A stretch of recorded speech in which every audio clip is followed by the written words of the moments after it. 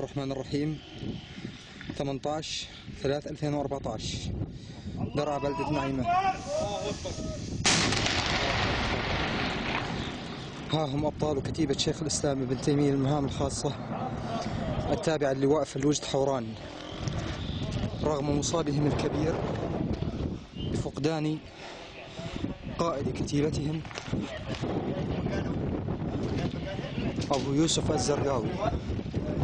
ما زالوا يتابعون عملهم وجهادهم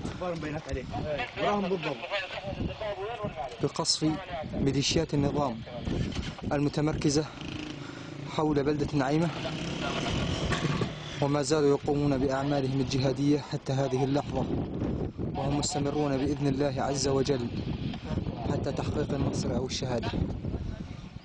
18/3/2014 لواء فلوجة حوران، كتيب الشيخ الإسلام ابن تيمية للمهام الخاصة. ممتازة، خليها نفس السمت.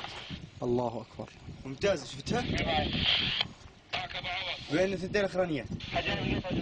ممتازة ممتازة.